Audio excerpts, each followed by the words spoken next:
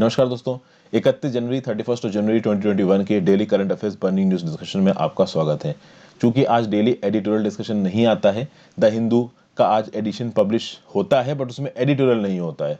ठीक है, तो इसलिए करंट अफेयर्स को हम लोग देखेंगे।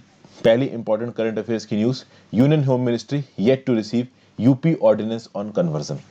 देखिए, बात यह है दोस्तों कि एक कॉन्ट्रोवर्शियल ऑर्डिनेंस आया था जिसके बारे में अभी अक्सर कर एडिटोरियल्स आते रहते हैं, हमने भी बहुत से एडिटोरियल्स डिस्कस किए हैं। नाम है इसका Uttar Pradesh prohibition of unlawful conversion of religious ordinance 2020। क्या बोलता है ये ऑर्डिनेंस? ये ऑर्डिनेंस बोलता है कि रिलीजियस कन्वर्जन एक नॉन बेलेबल ऑफेंस है। अगर आप शादी कर रहे हो और सिर्फ शादी करने के लिए आप अपना धर्म का परिवर्तन कर रहे हो तो ये मान्य नहीं होगा। अगर आप धर्म का परिवर्तन करना चाहते हैं तो आपके अंदर से उस धर्म के लिए इज्जत आनी चाहिए।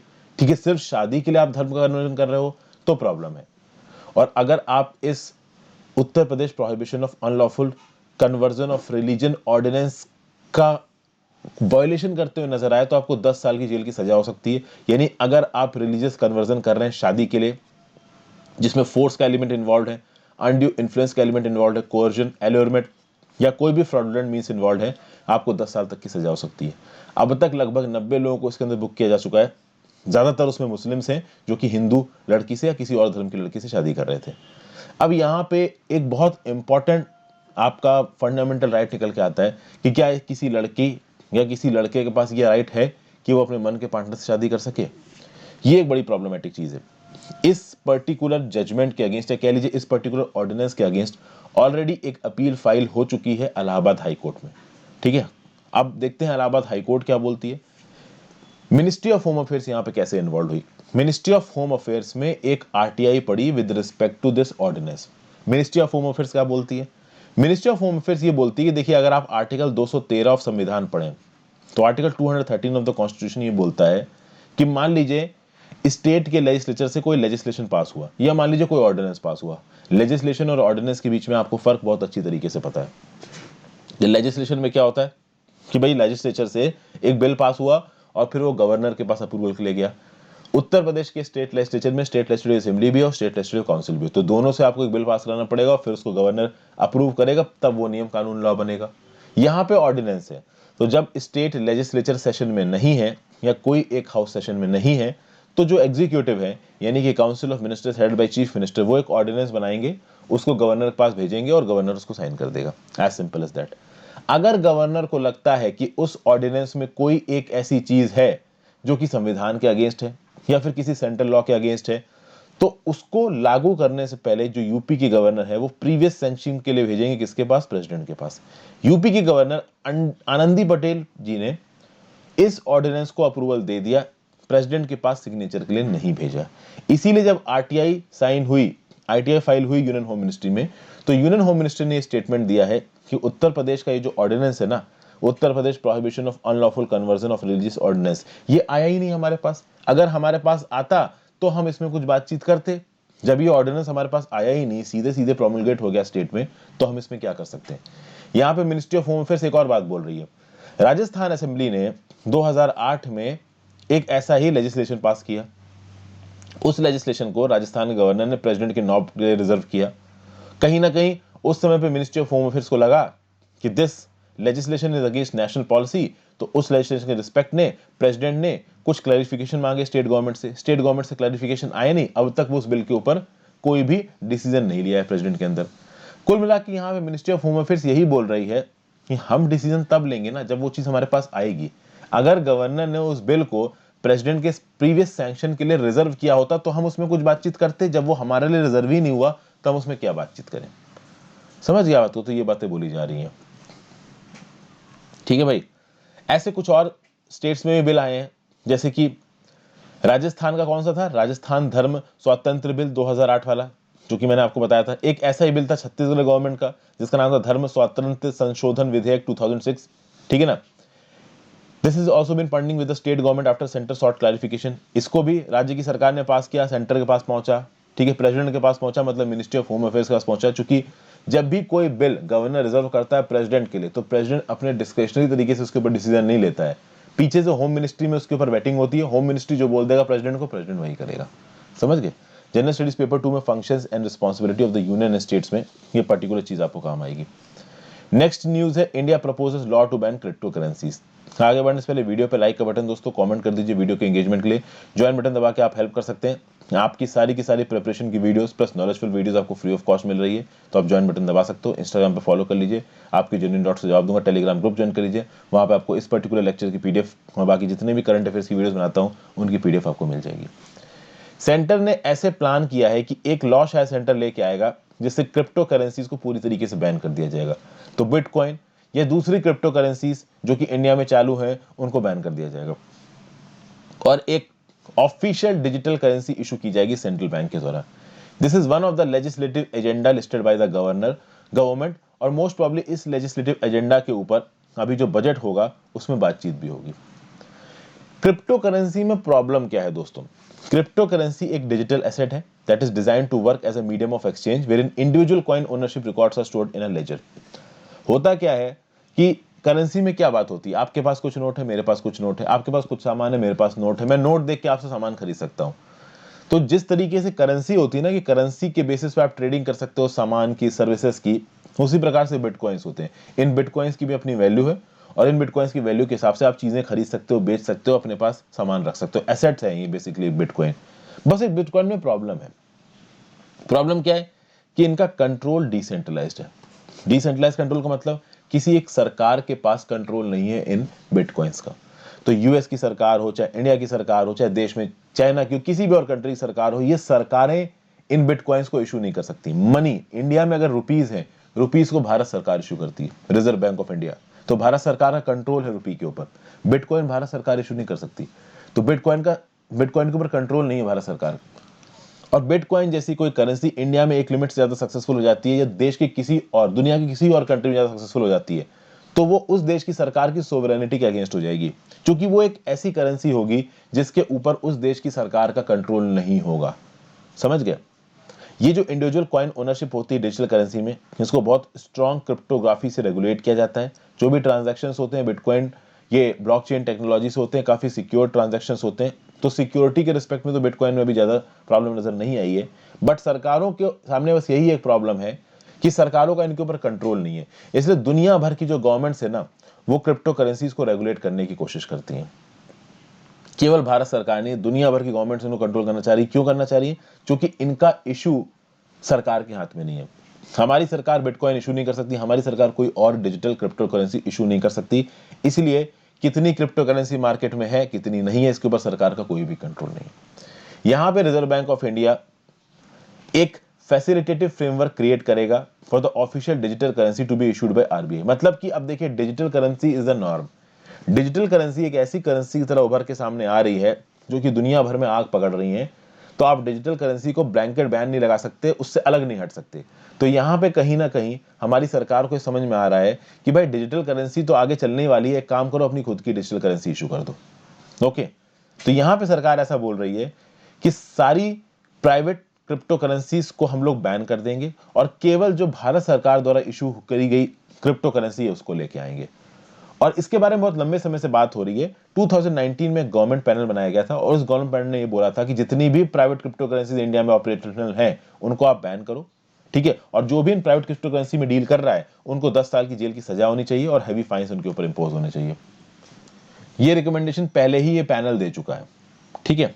इस पैनल ने साफ साफ गवर्नमेंट को बोला कि आप कंसीडर करिए कि एक गवर्नमेंट बैक्ड डिजिटल करेंसी आप इंडिया में इंट्रोड्यूस करो, जैसे कि बैंक नोट्स इंट्रोड्यूस करता है आरबीआई। इससे होगा क्या? कितनी क्रिप्टो करेंसी मार्केट में है, कितनी क्रिप्टो करेंसी मार्केट में नहीं है, इसका कंट्रोल किसके हाथ में रहेगा? इसका कंट्रोल सरकार के हाथ में रहेगा। इन डिजिटल करेंसीज की बस यही एक प्रॉब्लम है कि सरकार कंट्रोल के अंदर नहीं, तो इनको बैन कर दो, एक नई क्रिप्टो करेंसी ले आओ। 2018 के रिस्पेक्ट में भी कुछ हुआ था। इसमें अप्रैल 2018 में आरबीआई ने क्या बोला, वो सारे फाइनेंशियल इंस्टीट्यूशंस जो किसी भी प्रकार से ऐसे इंडिविजुअल्स या बिजनेस हाउसेस के साथ डीलिंग में है जो कि वर्चुअल करेंसी से डील करते हैं।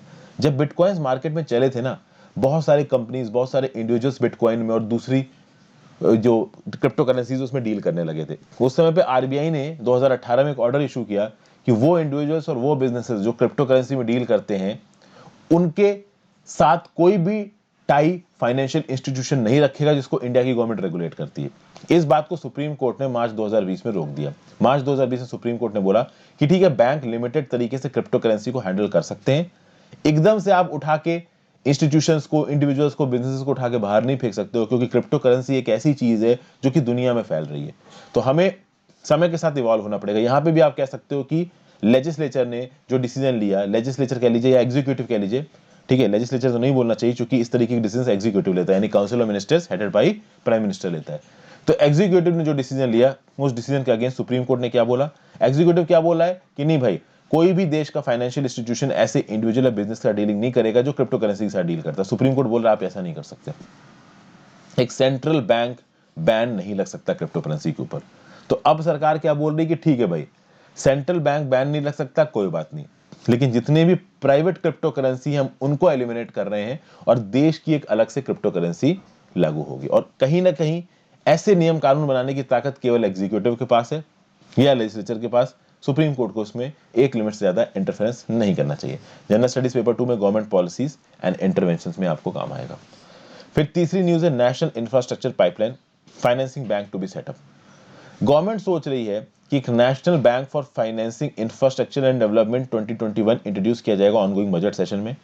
और इसका काम क्या होगा? इसका काम होगा एक न्यू डेवलपमेंट फाइनेंशियल इंस्टीट्यूशन बनाना। नेशनल इंफ्रास्ट्रक्चर पाइपलाइन तो चल ही रही है और इस नेशनल इंफ्रास्ट्रक्चर पाइपलाइन के अंदर जो सैंक्शन अमाउंट है वो है 102 lakh crore. National infrastructure pipeline है क्या? It is a social and economic infrastructure project. इस प्रोजेक्ट को 5 साल के लिए चलाया जाएगा। इसके अंदर 102 लाख करोड़ रुपए एलोकेट किया गया था।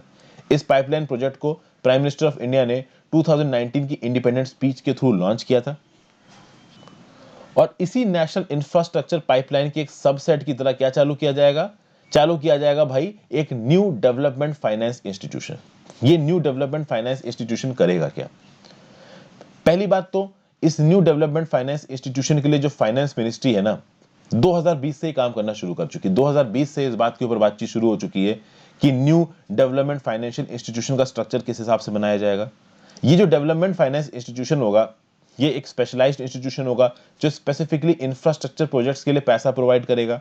और इस डेवलपमेंट फाइनेंस इंस्टीट्यूशन को भले ही आप प्राइवेट बेसिस पे चलाओगे, कॉमर्शियल वायबल तरीके से चलाओगे, बट सरकार इसको सपोर्ट करेगी।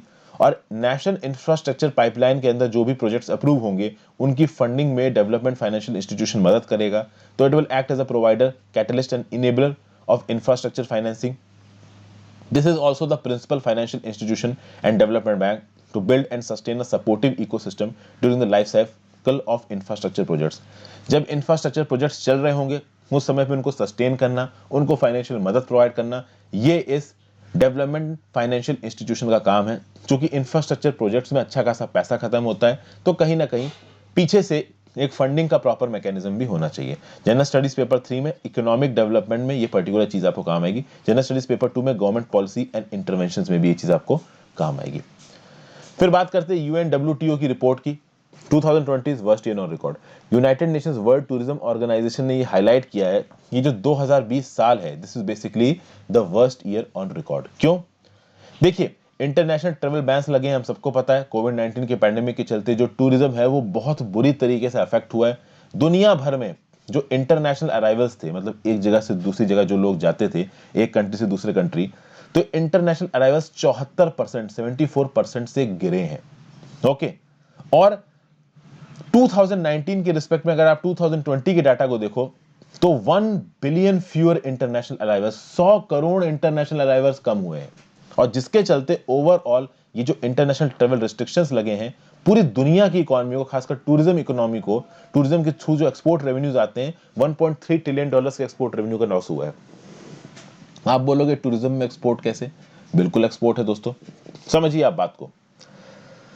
इंडिया में आप हो और इंडिया में कोई यूएसए का पर्सन टूरिज्म के लिए आता है, तो वो यूएसए का पर्सन जब टूरिज्म के लिए आएगा तो उसने पैसा कहां पे कमाया? यूएसए में कमाया। वो आके इंडिया की इकोनॉमी में स्टैंड करेगा, तो इंडिया के होटलों में रुकेगा, ठीक है, इंडिया के मॉन्यूमेंट्स को देखेगा, इंडिया के रेस्टोरेंट में खाना खाएगा तो वहां पैसे देगा। तो बाहर का पैसा हमारे देश के लोगों को मिल रहा है और हमारे देश के लोग सर्विसेज प्रोवाइड कर रहे हैं। तो क्या हो रहा है? एक्सपोर्ट ही तो हो रहा है। एक्सपोर्ट में क्या होता है कि हमारे देश में बनी हुई चीज बाहर भेजी जाती है और उसके लिए बाहर से हमारे पास पैसा आता है। तो टूरिज्म में भी यही हो रहा है। यूएसए का कोई एक टूरिस्ट इंडिया में आके पैसे खत्म कर रहा है तो वो इंडिया का एक्सपोर्ट ही है। और ऐसे 1.3 ट्रिलियन यूएस डॉलर्स का नुकसान हुआ है एक्सपोर्ट रेवेन्यूज में पूरी दुनिया को। अगर आप 2009 की ग्लोबल इकोनॉमिक क्राइसिस देखेंगे तो उसके नुकसान से 11 गुना ज्यादा नुकसान है ये 1.3 ट्रिलियन यूएस डॉलर्स का।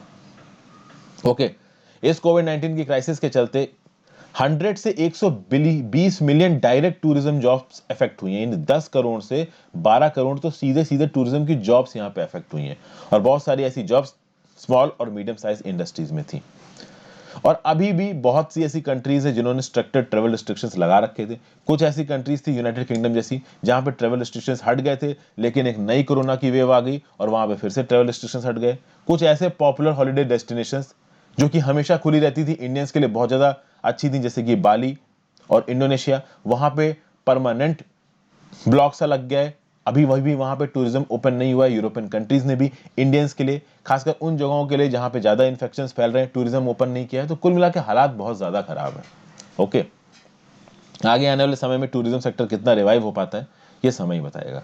जनरल स्टडीज पेपर 2 में इंपॉर्टेंट इंटरनेशनल इंस्टीट्यूशन में चीज आपको काम आएगी। कौन से इंटरनेशनल इंस्टीट्यूशन की बात हो रही है? United Nations World Tourism Organization की। फिर बात करते हैं after uproar Myanmar army place down coup rhetoric. देखिए, प्रॉब्लम ये हो रही है कि अगर आपने एक नाम सुना हो, ऑन्ग सान सू की, नेशनल लीग फॉर डेमोक्रेसी इनकी पॉलिटिकल पार्टी है। लगभग कुछ महीनों पहले मैंने इस न्यूज को कवर किया था कि म्यांमार में इलेक्शंस हुए थे और ऑन्ग सैन सू की जीत गई थी, ठीक है, और प्रॉपर मेजोरिटी के साथ जीती थी। अब म्यांमार की हिस्ट्री अगर मैं आपको बताऊं तो म्यांमार की हिस्ट्री में जो वहां की डेमोक्रेटिकली इलेक्टेड सरकार है और जो वहां की मिलिट्री है, इनकी बनती नहीं है। और बहुत लंबे समय तक तो म्यांमार में मिलिट्री का ही राज था। ये अलग बात है कि अब वहां पे डेमोक्रेसी आ गई और कॉन्स्टिट्यूशनली इलेक्टेड गवर्नमेंट है ऑन्ग सैन सू की। अब जो पहला टर्म था ऑन्ग सैन सू का, उस समय तो कहीं ना कहीं उन्होंने मिलिट्री पर्सनल्स को सपोर्ट किया। म्यांमार में मिलिट्री के ऊपर अक्सर कर इल्जाम लगता है कि मिलिट्री जनता के ऊपर अत्याचार करती है, जैसे रोहिंग्या मुस्लिम्स वाला इशू।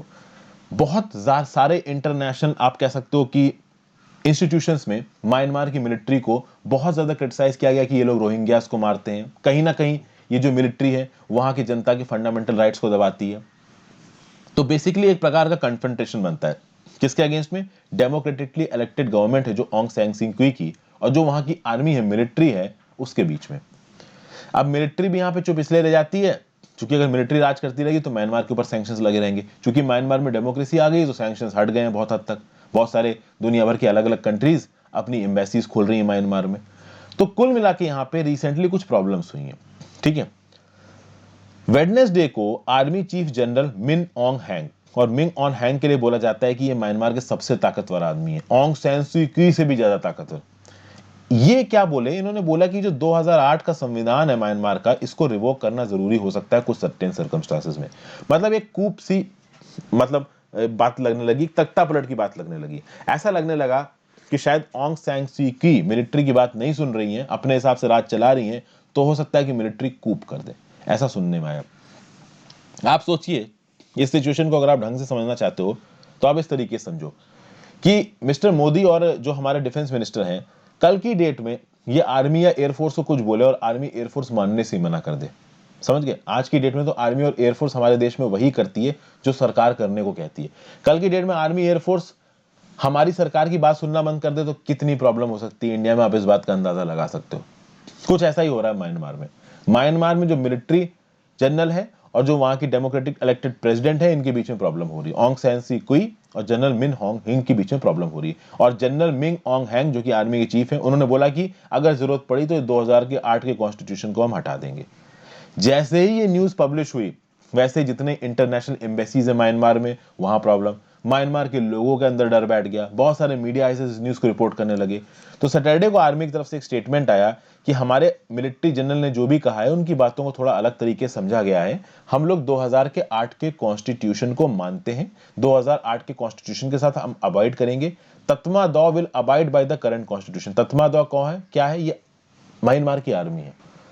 तो वो जो पैनिक फैल रहा था ना जनरल की वजह से, जो आर्मी जनरल ने स्टेटमेंट दिया था, उस पैनिक को शांत करने के लिए आर्मी ने स्टेटमेंट दिया। लेकिन एक बात तो यहाँ पे साफ साफ पता चल गई है कि जो डेमोक्रेटिकली इलेक्टेड गवर्नमेंट है और जो उनकी मिलिट्री लीडरशिप है, उसकी चल नहीं रही है। और मिलिट्री लीडरशिप ने एक बात साफ बोल दी है कि अगर हमारी नहीं चली और ये डेमोक्रेटिक इलेक्टेड गवर्नमेंट ज्यादा बोली, ऑन्ग सैन सू की ज्यादा बोली, तो मिलिट्री कूप कर देंगे, कुछ कर नहीं पाओगे। ठीक है भाई, तो ये सब चीजें वहां पे चल रही हैं। अच्छा, मिलिट्री कूप कौन से बेसिस पे कह रहे हैं ये जनरल आपके मिन होंग हूं, ये इस बेसिस पे कह रहे हैं कि जो रिसेंट वोट्स हुए थे जहां पे ऑंग सैन सू की को जबरदस्त मेजोरिटी मिली है, वहां पे वोटर फ्रॉड हुआ है। मिलिट्री कह रही है कि 10 million cases of voter fraud है नवंबर के पोल में। इलेक्शन कमीशन ने बोला कि भाई कोई वोटर फ्रॉड नहीं हुआ है। ठीक है, अब देखिए क्या निकल के आते हैं आगे आने वाले समय में। कोई मिलिट्री को बस यही उम्मीद ही की जा सकती है कि ना हो। बड़ी मुश्किल से म्यांमार की जो डेमोक्रेसी वो एक नेसेंट स्टेज में है, बहुत मुश्किल से वो डेमोक्रेसी बनी है। प्रॉब्लम ना ही हो यही उम्मीद की जा सकती है, क्योंकि म्यांमार के इमीडिएट नेबरहुड में इस तरीके से प्रॉब्लम होगी तो कहीं ना कहीं इंडिया के भी स्ट्रेटेजिक एसेट्स का नुकसान हो सकता है। जनरल स्टडीज पेपर 1 में current events of national and international importance में ये चीज आपको काम आएगी। Thank you for watching this video friends. अगर वीडियो पसंद आई हो तो उसको लाइक कर दीजिएगा। Have a great day, good bye.